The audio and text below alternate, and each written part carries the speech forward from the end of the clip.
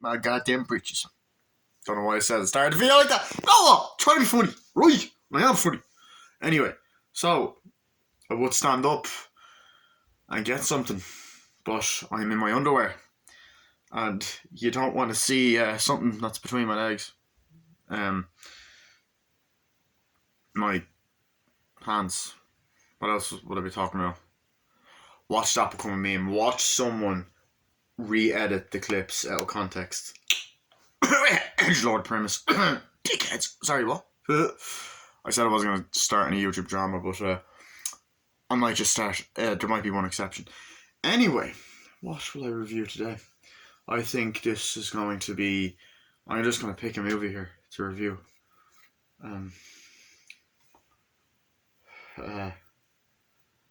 Okay. Ooh, a lot of sexy ass movies here. Okay. Okay. Okay.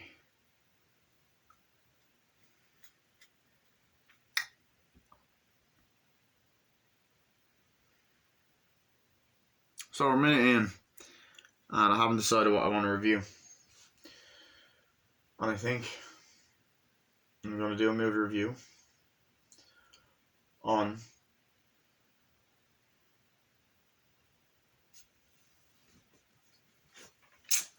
Copland. Fuck it, why not? Copland is directed by James Mangold, who went on to direct this fucking masterpiece, Logan. He also directed The Wolverine, and he directed Ford versus Ferrari, also known as Le Mans 66. Sorry about that. He also directed Walk the Line and 3:10 to Yuma, the remake. So Copland stars Sylvester Stallone, Robert De Niro, Harvey Keitel, Michael Rappaport, Ray Liotta, the chick that was in The Sopranos that was also in Jungle Fever and The Hard Way, I can't remember the actress's name, and Artie from The Sopranos, and a couple of Sopranos actors, Frank Vincent's in it as well. Basically, plot of Copland. Got this guy, quiet guy, played by Sylvester Stallone. He was a cop, very well respected cop in his town. His best friend's Ray Liotta. He works for a couple of people. He works with like Harvey Keitel and all these others. Like, he knows them well. Basically, one night, this motherfucker, Michael Rappaport's card is out one night, and these kind of fucking drug ass motherfuckers shoot at him, and he gets hit, and I think he pulls a gun or something, or whatever, shoots one of them. Yeah, and basically, what ends up happening is he's panicking and stuff, and there's a big outrage when they get there to investigate what happened. Then Michael Rappaport ends up committing suicide, but it's a hoax that's actually started by the cops, because we actually find out that Harvey Keitel, Robert Patrick, who was also in the movie as well, he had a T-1000. It's actually funny because I just finished watching the first episode of Peacemaker, are actually sus, and Robert De Niro's character actually is like suspicious of them and offers Sylvester Stallone. He's like, "You son of a bitch, you." He doesn't say you son of a bitch, but he's like, Freddie, can you help me take them down? And he's like, "Hey, no, I don't think there's anything wrong with them." And then later on in the movie, when he finds out something's up, he wants to fucking help out. So basically, Stallone has to stop these other cops who are evil fuckers, and they stop other bad guys. And also, whatchamacallit, we also have something else I want to say. Fuck. Some bad shit happens throughout the movie. Like Ray Liotta's wife's house gets lit on fire. So that's basically the plot. I kind of just summed up the whole movie.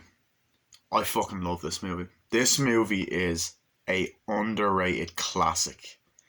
It's almost like a Western, because I know obviously like James Mangold does love doing westerns. Obviously, Logan had elements of a western. 3:10 to Yuma was a western. This is like a modern day cop, crime, thriller, drama western. And I don't know why. I feel like that's something Stallone would have, or not Stallone, Tarantino would have said, "Oh, it's like a crime thriller drama western, alright." Anyway, sorry. Uh, basically, I think this is one of Stallone's best and most underrated performances. He plays a very quiet, likable guy. It's funny because Rocky Balboa is a very like talkative character, and it's not quiet in the way that Rambo would be, but it's like he just plays a very quiet, down to earth, likable character, and he does such a great job with the performance. And like, he's very helpful. Like, I love that bit. He obviously has a thing for this woman. This woman that he likes, who was played by the actress who was in Jungle Fever and The Sopranos. And I probably should have researched it, but you know what? I don't fucking care. So, yeah. But basically, like, her fucking ex-boyfriend keeps coming back to the house and pissing her off, and he's like, I had to go home. He's like, no, Freddie, why don't you fuck off, mind your own business? And like, I think he hits her at one point. But you see their relationship develop throughout the movie. They have dinner at one point, and eventually I think they have an argument and stuff. But yeah, like, he sees her driving away with there's a turtle on the car and stuff like that. And yeah, and like, he gives it, like, yeah, she left this, like, oh, she hasn't been crying for it all day, and then the kids are doing something like, hey, come on, stop, I'll beat your ass. I love that. I just love, like, how original it is. I like love the opening, with the narration of, like, De Niro saying what's up with the city, and then, like, you have,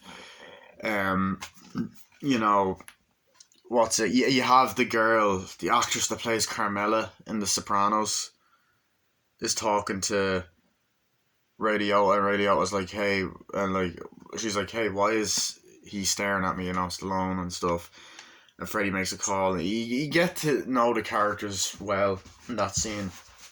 I love the music playing, and the bit where Michael Rappaport was like, hey, asshole, I'm a cop, pull over, and he's just fucking shooting. No! He pulls the gun out, he's like, oh my god, he hit my nose. And this movie's use of foreshadowing, I think, is great. I actually love when they're like, he's like, yeah, do your fucking job and all that. Like, Robert Patrick is there and stuff, and they're all kind of there, and like, Michael Rappaport pretends to jump, and Harvey Keitel purposely acts bad for that scene because his character was acting. He's like, oh my god, he jumped, oh no, and I really like that.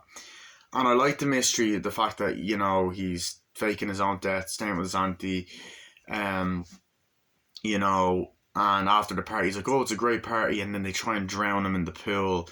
And then there's some dark fucking scenes in this movie. Like, there's the part where the cops are going in, and there's a black guy who's like, yo, you better kiss your wife. He's like attacking the abusive dude, and he's like, you better kiss your wife and kid goodbye or whatever. And they just let him fall off the roof. There's a great scene where Stallone confronts Harvey Keitel because they lost like someone in a bar and stuff. I was like, come on, Freddie, you can't stop me or whatever like that. I absolutely love, okay, I like the scene where I think like it's Michael Rappaport goes like up to a water tower, and then like Stallone brings him down and tries to help him out and locks him in a cell. I love a lot of the scenes. Like, De Niro has one of the best scenes in the movie where Stallone's like, these guys are really attacking people. And then, like, De Niro's like, I hate when they don't put this in my sandwich. And I love the line where he's like, you had your chance and you blew it. And it's such a great performance from De Niro. And, like, you feel bad for Stallone's character because he doesn't get the girl. And there's even that great scene where, like, Ray Liotta was like, dude, be angry. Like, you didn't get with the girl that you like. She got with some dickhead, which tends to be the case sometimes. And you do get the sense that a lot of people like Stallone's character, respect him. Like near the end, he's like, "Yo, be careful, Freddy," the guy that he talks to, um, and you buy that he's a cop. Like I don't buy it as Stallone playing a cop role. No, I buy that he plays that he is a cop in this movie. Because like when he's trying to pull over Harvey Keitel's character in the beginning, and the new girl that's like working with him is like, he's like, "Sweetheart, let's catch the bad guys, okay? People that actually do commit crimes." Yeah. I wouldn't necessarily fully call it an action movie. There's some good shooting scenes and like, you know, pew, pew, action scenes, particularly near the end. Uh, you know, whether it is almost done like a modern day western. You know, he's in the cop and there's cops like coming out and he's like, pew, pew, pew. And then like that scene there, Ray Liotta comes out and helps out. Ray Liotta does end up staying with Stallone and he knows a couple of things and he's like, "Freddy, what are we gonna do? We can't just barge in there and stuff." And like there's the scene where his girlfriend gets killed, lit on fire, and it's really dramatic. Like it's dark. It is a dark movie. I think it's very well shot. I love the opening shots of the city. I think the action's very well done. That crash there, that's near the beginning, I believe. Shooting scenes are on. It's great to see. This was, I believe, this was actually the first movie you see De Niro and Stallone together. They went on to work together in Grudge Match as well, but have Rocky and Raging Bull, same movie, or Jake LaMotta, whatever. De Niro, like throughout the movie, Freddy, Stallone's character has a handicap. He has like he can't hear out of his ear because something happened to him, and then near the end, like Harvey Keitel's character, I believe, shoots him in the ear again, and like he can't hear, and like De Niro's like, "Hey, can you hear me?" and stuff. And there is a part where De Niro, I think, like throws shit in his office. But yeah, I love this movie. I love the small town aspect of it. It's a very beautiful atmosphere of the town, the shots. Some of the houses that they shoot in are nice. Um, you get the sense that there's danger in the local community. I like the idea of some of the cops being villains.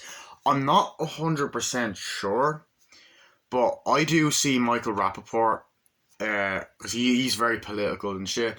I do see him live streaming quite a lot on, I think he did on Instagram, or he made a video on Instagram, I think, saying "Don't watch Copland" or some shit like that. I don't know if he's against the movie now or something about cops being corrupt or something, I don't know.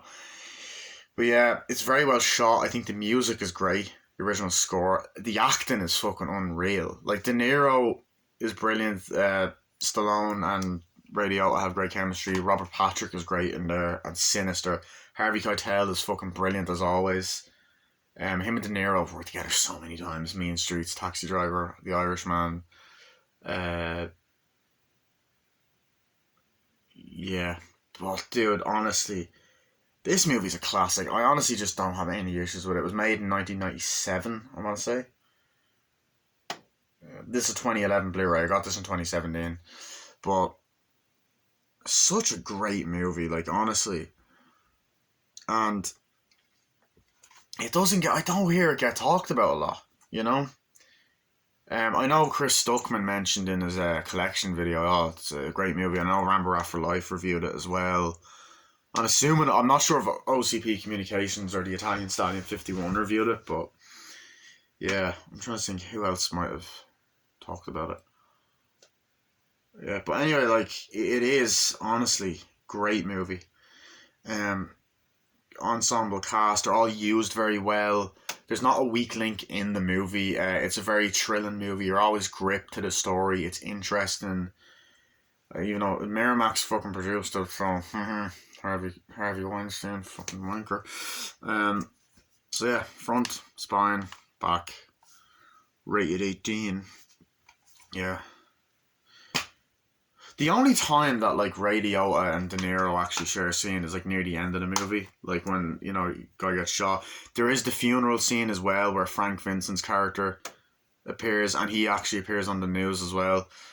Yeah, there's a lot, and then like people at parties, like no, you see that guy that plays Artie from The Sopranos at like a party and shit.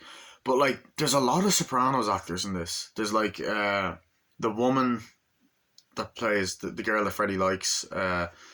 You've got Frank Vincent. You've got the woman, the girl that plays Carmela. Sorry, What is her fucking name? I got into The Sopranos over the summer, so I'm not actually finished yet. I'm on season 5, so yeah.